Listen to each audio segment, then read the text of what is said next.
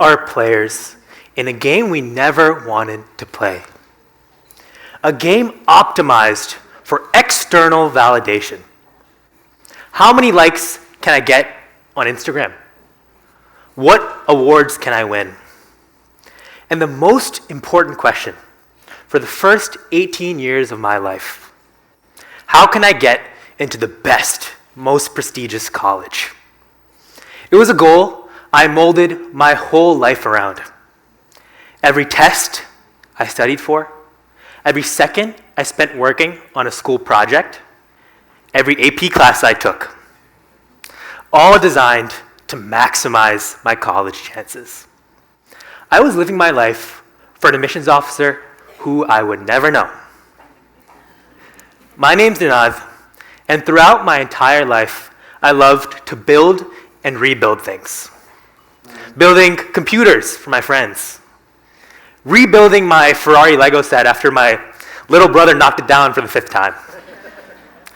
Even tinkering with Russian crypto ATM machines to sell them to local malls.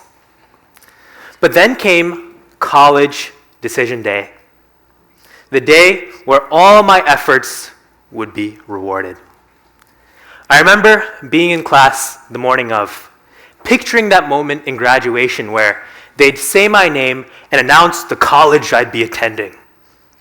The room would erupt. So, later that evening, I frantically opened my laptop with my family. I went to each college's page by page, all eyes fixated. Harvard, rejected. Columbia, rejected. Penn, waitlisted, then rejected. The Ivy list went on. And in that moment, I realized I had to rebuild something much harder than a Lego set. My belief system. Now, we're here in the heart of Georgia. And when we hear the words attended Georgia Tech, we think exceptional engineering school. And you know what? I definitely agree with you now. But back then, and because of my closed-mindedness, I was shattered. My whole perspective was warped. But I knew this was the time I could pick back up those shattered pieces.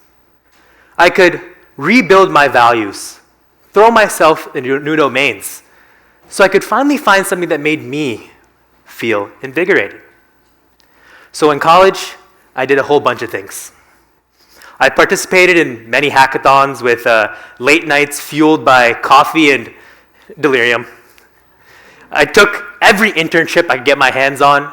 One summer, in fact, I shipped myself to Arkansas, the drive surrounded by cornfields and cows, so I could take an internship at a trucking logistics company. With a couple friends, I even co-founded this one trading startup, only to realize as soon as I put more than $100 into the algorithm, it entirely broke. But one day, at a college computer science career fair, a company called Moderna caught my eye. Nobody was really around their booth at the time. Most people were interested in the big names of tech rather than biotech.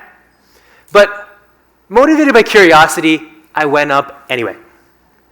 And on a whim, I took up an internship. A few weeks into this internship, I clicked on this optional session about individual cancer therapies.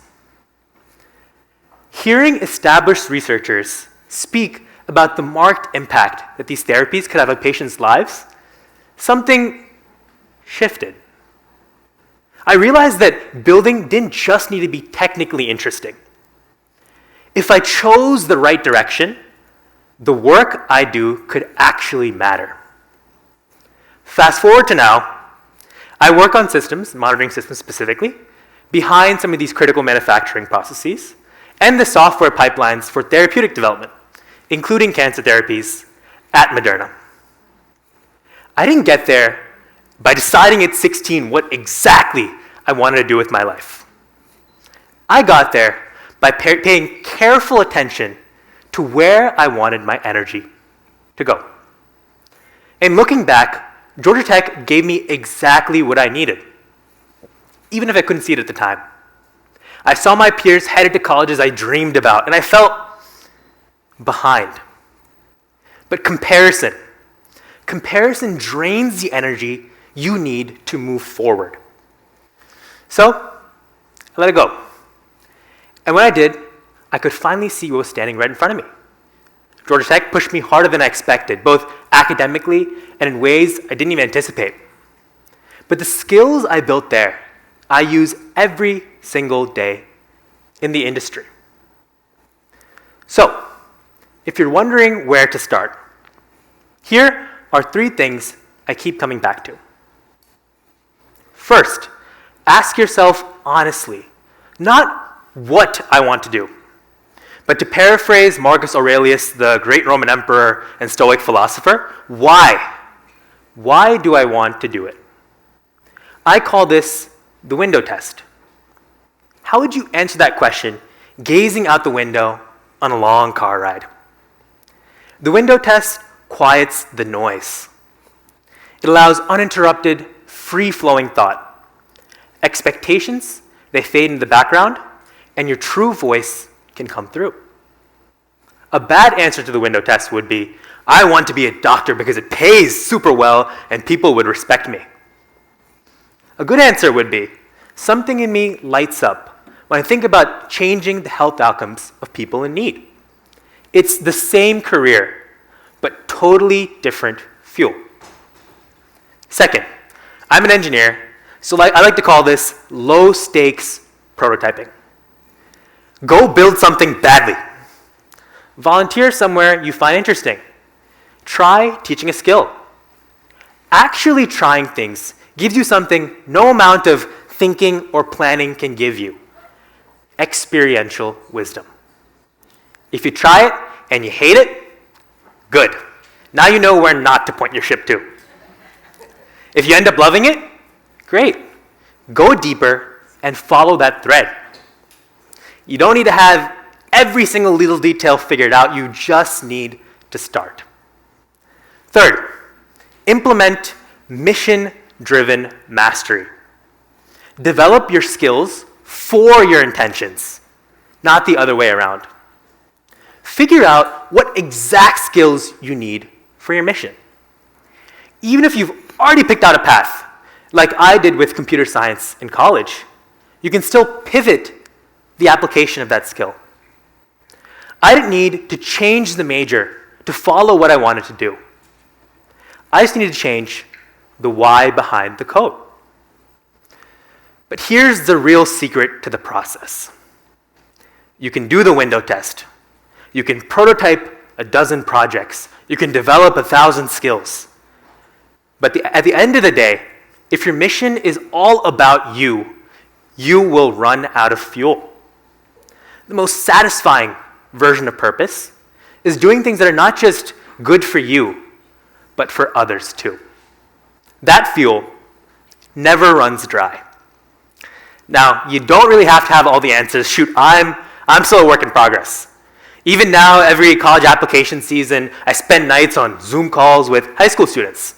I work through their applications and extracurriculars, helping them step back from all the noise and get clear on what actually excites them so they can show themselves in their true selves and true light for colleges. Every single one of them is figuring it out. Just like I am, just like you are. So pick up your own pieces, find your why, and build something that matters, not just for you, but for others too. So I'll ask you, are you playing someone else's game? I'm not asking for an immediate no. I'm just asking you to start noticing those moments where you look for external validation. Because the world, it doesn't need more people who can play that game. It needs more people who are willing to break it apart and build their own.